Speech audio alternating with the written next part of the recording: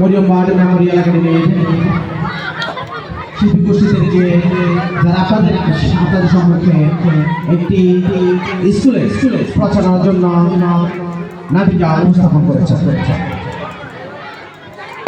সম্মানিত উপস্থিতি, আপনাদের সম্মুখে এমন একটি সংক্ষিপ্ত বক্তব্য পেশ করবেন মরিয়ম বার্ড মেমোরিয়াল একাডেমির সাবেক শিক্ষক জনাব রাজু হুসাইন। জনাব রাজু হুসাইন ভাইকে তার মূল্যবান সংক্ষিপ্ত বক্তব্য করার জন্য বিনীতভাবে আহ্বান জানাচ্ছি।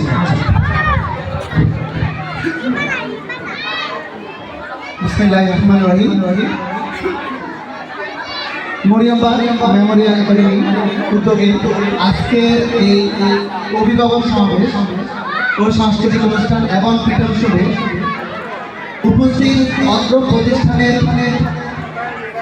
ইনচার্জ, প্রধান শিক্ষক এবং অন্যান্য শিক্ষকবৃন্দ এবং আমার সামনে উপস্থিত অত্র প্রতিষ্ঠানের শিক্ষার্থীবৃন্দ ও অভিভাবকবৃন্দ সকলেই আমার পক্ষ থেকে সালাম গ্রহণ করবেন।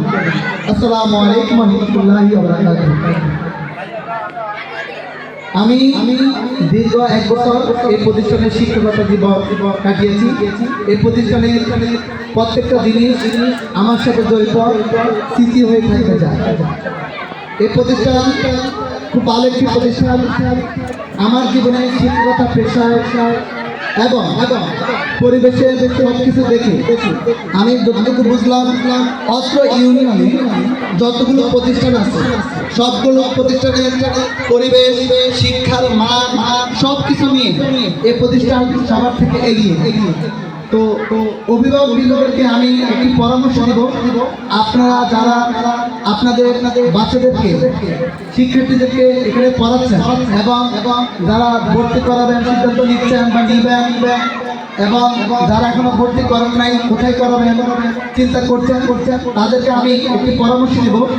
সেটা হলো, আপনারা যখন আপনার বাচ্চাকে ভর্তি করানোর জন্য চিন্তা করবেন তখন অবশ্যই বিবেচনা এটা রাখবেন যে কোথায় ভর্তি করালে আপনার বাচ্চার ভবিষ্যৎ ভালো হবে এবং আপনার বাচ্চা শিক্ষার দিক দিয়ে এগিয়ে যাবে। শুধুমাত্র প্রতিষ্ঠানের পড়া ভালো বা আদার্স কিছু ভালো এরকম কিছু দেখে ভর্তি করে দিবেন।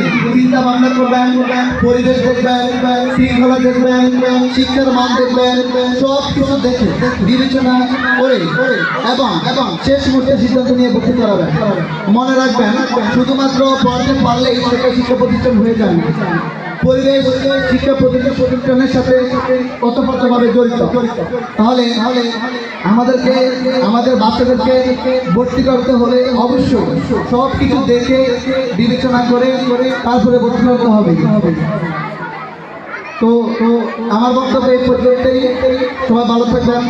আসসালামু আলাইকুম ওয়া রাহমাতুল্লাহ।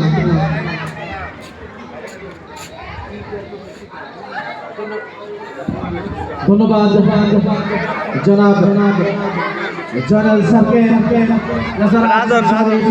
রাজন স্যারকে তার মূল্যবান বক্তব্য প্রদান করার জন্য।